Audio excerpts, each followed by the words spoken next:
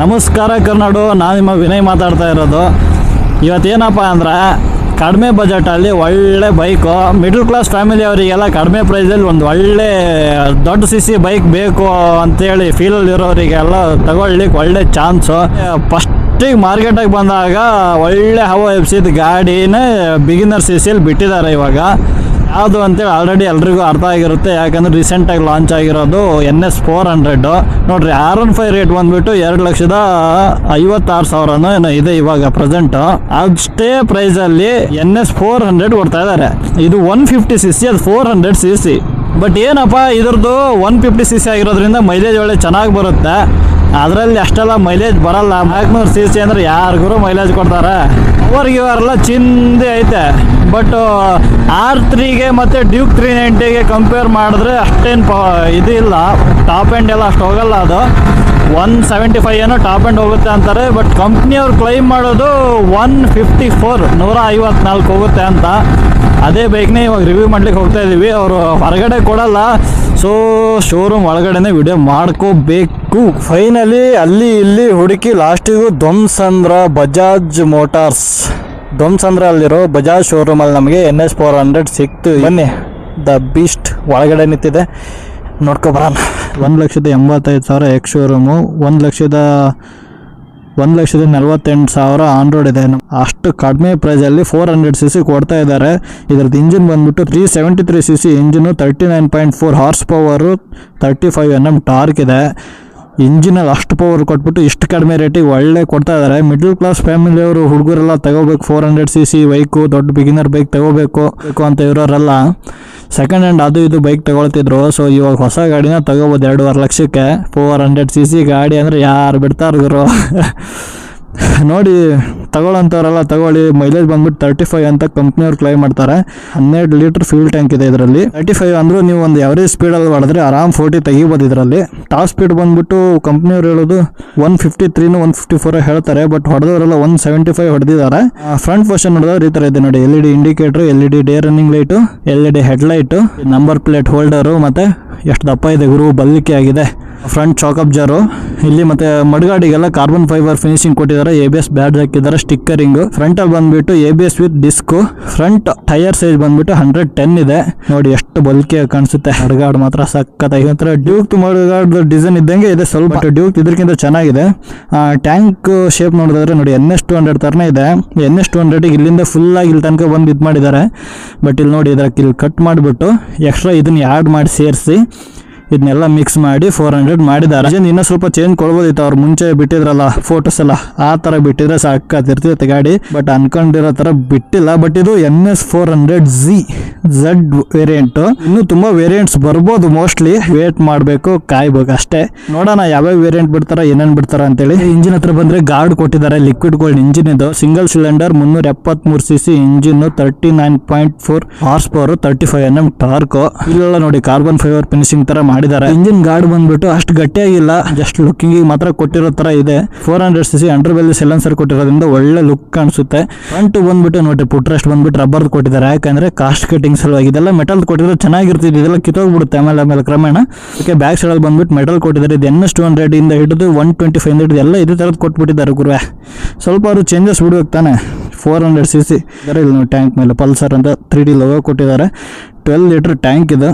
Tank ಮಾತ್ರ ಸಕ್ಕತ್ತಿದೆ. NS 200 ಎಷ್ಟಿದೆ ಅಷ್ಟೇ ತರ ಕಾಣಿಸುತ್ತೆ, ಅಷ್ಟೇ ಇದೆ ಆಲ್ಮೋಸ್ಟ್, ಅದಕ್ಕಿಂತ ಏನು ದೊಡ್ಡದಿಲ್ಲ. ಸೀಟ್ ಎಲ್ಲ ಬಂದ್ಬಿಟ್ಟು NS 200 ತಂಗಿದೆ ಹಂಗೆ ಇದೆ. NS 200 ಅಷ್ಟು ಸ್ಮೂತ್ ಇಲ್ಲ. ಗ್ರ್ಯಾಬ್ ರಿಲ್ಲು ಅಷ್ಟೇ ಸೇಮ್ NS 200 ಅಲ್ಲಿ ಏನು ಬರ್ದಿತ್ತದೆ NS 200 ಅಲ್ಲಿ ಏನಿದೆ ಅದೇ ಇದೆ. Back side mono shock absorber. ಇದು ಬಂದ್ಬಿಟ್ಟು ನೋಡಿ, ಈ ಬಾಕ್ಸ್ ಪ್ರೇಮ NS 200 ಅಲ್ಲೂ ಅದೇ, ಇದರಲ್ಲೂ ಅದೇ ಕೊಟ್ಟಿದ್ದಾರೆ. ನಮ್ಮ R15 ಅಲ್ಲೇ ಅಲ್ಯೂಮಿನಿಯಂ ಕೊಟ್ಟಿದ್ದಾರೆ. 400cc ಅಲ್ಯೂಮಿನಿಯಂ ಕೊಟ್ಟಿದ್ರೆ ಚೆನ್ನಾಗಿರ್ತಿತ್ತು. ಬ್ಯಾಕ್ ಸೈಡ್ ಅಷ್ಟೇ disc with ABS. Back side tyre side ಬಂದ್ಬಿಟ್ಟು 140 ಸೆಕ್ಷನ್ ಇದೆ. ಫ್ರಂಟ್ 110 ಇದೆ. ಬಟ್ ಟೈರ್ ಹಗ್ಗರ್ ಚೆನ್ನಾಗಿ ಕೊಟ್ಟಿದ್ದಾರೆ. NS 200 ಎಲ್ಲ ಸ್ವಲ್ಪ ಕಾಣಲ್ಲ, ಯಾಕಂದ್ರೆ ಇಲ್ಲಿಂದ ಇಲ್ಲಿ ತನಕ ಬಂದಿದೆ, ಹತ್ತತ್ರ ಆಗ್ಬಿಟ್ಟು ಒಂಥರ ಚೆನ್ನಾಗಿ ಕಾಣಿಸಲ್ಲ. ಇದರಲ್ಲಿ ಸಕ್ಕದಾಗಿ ಕಾಣಿಸುತ್ತೆ. 6 ಗುರಿ ಹಿಡ್ಕೊಂತಾರೆ ಇವಾಗ ಟೈರ್ ಹಗ್ಗರ್ನೆಲ್ಲ, ಎಲ್ಲ ಕಿತ್ ಬಿಸಾಕಿ ಒಳ್ಳೆ ಸಕ್ಕದಾಗಿ ಮಾಡ್ತಾರೆ. ಇಲ್ಲಿ ನೋಡ್ರಿ, ಇವ್ರದ್ದು ಇದು ಸೂಪರ್. ಇಲ್ಲಿ ನಂಬರ್ ಬರ್ಸ್ಕೊಂಡ್ರೆ ಸೂಪರಾಗಿ ಕಾಣಿಸುತ್ತೆ. ಮತ್ತು ಟೇಲ್ ಟೇಡಿ ಹಾಕ್ಸೋರಿಗೂ ಅಷ್ಟೇ ತೊಂದರೆನೇ ಇಲ್ಲ. 2 ನಟ್ ಇದೆ, 2 ನಟ್ ತೆಗೆದುಬಿಟ್ಟು ಆರಾಮ್ ಟೇಲ್ ಹಾಕ್ಬೋದು. ಇದರಲ್ಲಿ ಬಂದುಬಿಟ್ಟು 6 ಗೇರ್ ಇದೆ, 1 ಡೌನು 5 ಮೇಲ್ಗಡೆ. ಗಾಡಿದ ಔಟ್ಲುಕ್ ಬಂದುಬಿಟ್ಟು ಈ ಥರ ಇದೆ. ಹೊರಗಡೆ ಡಿಸ್ಪ್ಲೇ ಇದೆ, ಬಟನ್ಸ್ ಇದೆ, ಅದ್ರ ಬಗ್ಗೆ ಹೇಳ್ತೀನಿ ಬರ್ರಿ. ಫಸ್ಟು ಬಟನ್ಸ್ ಬಗ್ಗೆ ಮಾತಾಡೋಣ. ರೈಟ್ ಸೈಡಲ್ಲಿ ಬಂದುಬಿಟ್ಟು ನಿಮಗೆ ಪಾರ್ಕಿಂಗ್ ಲೈಟು ಸ್ವಿಚ್ ಕೊಟ್ಟಿದ್ದಾರೆ. ಪಾರ್ಕಿಂಗ್ ಲೈಟು ಅಂದರೆ ಕೀ ಆನ್ ಮಾಡಿಬಿಟ್ಟು ಇದನ್ನು ಪ್ರೆಸ್ ಮಾಡಿದರೆ ಅಂದರೆ 4 indicator at a time on ಆಗುತ್ತೆ. ನೋಡಿ 2 ಆನ್ ಆಗ್ತಾಯಿದೆ, ಬ್ಯಾಕ್ ಸೈಡಲ್ಲೂ 2 ಆನ್ ಆಗ್ತಾಯಿದೆ. ಆ ಥರ ಇದೊಂದು ಚೆನ್ನಾಗಿ ಕೊಟ್ಟಿದ್ದಾರೆ. ಮತ್ತು ಇಂಜಿನ್ ಕಿಲ್ ಸ್ವಿಚ್ಚು ಒಂದರಲ್ಲೇ ಕೊಟ್ಟಿದ್ದಾರೆ. ರೈಟ್ ಸೈಡಲ್ಲಿ ನೋಡೋದಾದರೆ ನಿಮಗೆ ಪಾರ್ಕಿಂಗ್ ಲೈಟ್ ಸ್ವಿಚ್ ಕೊಟ್ಟಿದ್ದಾರೆ, ಮತ್ತು ಇಂಜಿನ್ ಕಿಲ್ ಸ್ವಿಚ್ ಒಂದರಲ್ಲೇ ಕೊಟ್ಟಿದ್ದಾರೆ, ಆನ್ ಆಫು, ಮತ್ತು ಹೆಡ್ಲೈಟ್ ಆನ್ ಆಫು ಕೊಟ್ಟಿದ್ದಾರೆ. ಲೆಫ್ಟ್ ಸೈಡಲ್ಲಿ ನೋಡೋದಾದರೆ ಪಾಸಿಂಗ್ ಲೈಟು ಎಲ್ಲ NSCಗೆಲ್ಲ ಹೆಂಗೆ ಕೊಟ್ಟಿದ್ದಾರೆ ಅದೇ ಥರ ಕೊಟ್ಟಿದ್ದಾರೆ, high beam low beam. Buttons ಬಂದುಬಿಟ್ಟು ನಿಮಗೆ ಇಲ್ಲಿ ಡಿಸ್ಪ್ಲೇಯಲ್ಲಿ ಆಪ್ರೇಟ್ ಮಾಡಲಿಕ್ಕೆ ಏನೇನು ಬೇಕು ಎಲ್ಲ ಇದ್ರಲ್ಲಿ ಕೊಟ್ಟಿದ್ದಾರೆ.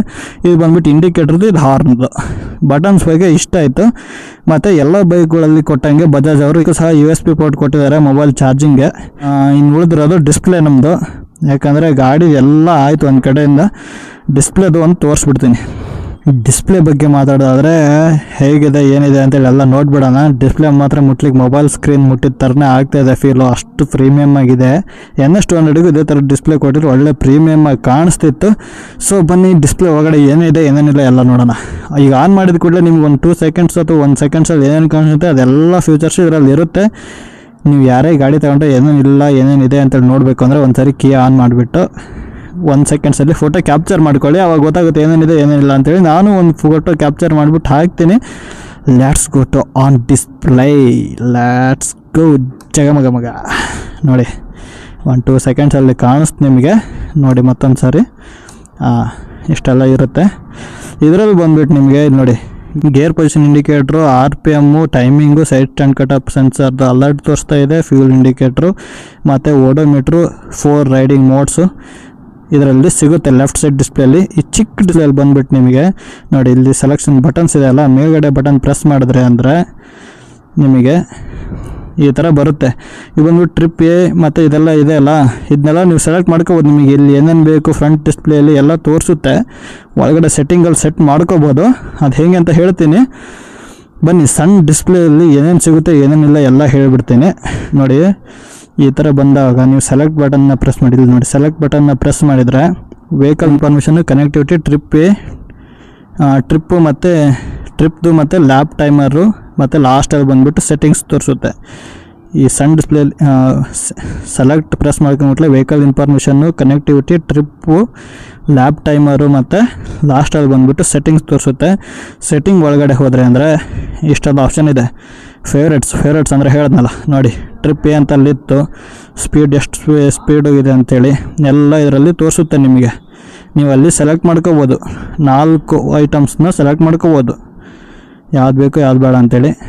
ಬ್ಯಾಕ್ ಬಂದರೆ ಕ್ವಿಕ್ ಸೆಲೆಕ್ಟ್ ನೋಡಿ, ಕ್ವಿಕ್ ಸೆಲೆಕ್ಟಲ್ಲಿ ಅಪ್ಪರ್ ಬಟನ್ನು ಡೌನ್ ಬಟನ್ನಲ್ಲಿ ಡೈರೆಕ್ಟಾಗಿ ಲಾಂಗ್ ಪ್ರೆಸ್ ಮಾಡಿದ್ರೆ ಯಾವ್ದು ಬೇಕು ಅಂತೇಳಿ ಸೆಲೆಕ್ಟ್ ಮಾಡ್ಕೋಬೋದು, ಆಪ್ಷನ್ ಇದೆ. ಸೆಟ್ ಅಂತಂದ್ರೆ ನೋಡಿ music, Bluetooth, trip A, trip B ಎಲ್ಲ ತೋರಿಸುತ್ತೆ. Bike information, vehicle information, MTC, drive modes ಎಲ್ಲ ನೀವು ಸೆಲೆಕ್ಟ್ ಮಾಡ್ಕೋಬೋದು. ಡೌನ್ ಬಟನಲ್ಲೂ ಸೇಮ್. ಬ್ಯಾಕ್ ಬಂದರೆ ಡೇಟು ಮತ್ತು ಕ್ಲಾಕು, ಅದು ಟೈಮಿಂಗು ಮತ್ತು ಇಲ್ಲಿ ಯಾವ ಥರ ಅಂತ ನೋಡಿ, ಕ್ಲಾಕ್ ಸೆಟ್ಟಿಂಗು, ಡೇಟ್ ಸೆಟ್ಟಿಂಗು ಮಾಡ್ಕೋಬೋದು. ಮತ್ತು ಬ್ರೈಟ್ನೆಸ್ ಲೆವೆಲ್ ಎಷ್ಟು ಇಟ್ಕೋಬೇಕು ಅಂತ, ಮೀಡಿಯಮ್ಮು, ಹೈ, ಲೋ 3 ಆಪ್ಷನ್ ಇದೆ. ನಿಮ್ಗೆ ಯಾವ್ದು ಬೇಕೋ ಅದನ್ನ ಇಟ್ಕೋಬೋದು. ಮತ್ತು ಬ್ಯಾಕ್ ಬಂದರೆ ಸೆಟ್ಟಿಂಗ್ ಆಯಿತು.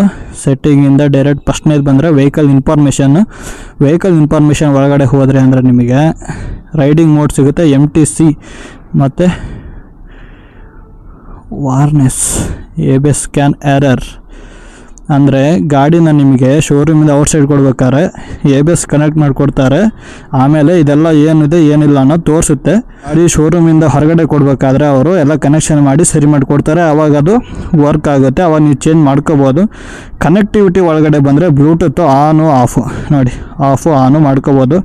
ಮತ್ತು ಬ್ಯಾಕು, ಟ್ರಿಪ್ ಮತ್ತು ಬೈಕ್ ಅನ್ನೋದರಲ್ಲಿ ಸೆಲೆಕ್ಟ್ ಮಾಡ್ಕೊಂಡ್ರೆ ಟ್ರಿಪ್ A, B ಮತ್ತು ಇನ್ಫಾರ್ಮೇಷನ್ನು ಸಿಗುತ್ತೆ. ಟ್ರಿಪ್ ಎ ಒಳಗಡೆ ಎಷ್ಟು ಕಿಲೋಮೀಟ್ರ್ ಓಡಿದೆ ಏನು ಎಲ್ಲ ಸಿಗುತ್ತೆ ನಿಮಗೆ. ಬ್ಯಾಕ್ ಬಂದರೆ ಟ್ರಿಪ್ ಬಿದು ಅಷ್ಟೇ ಸೇಮು.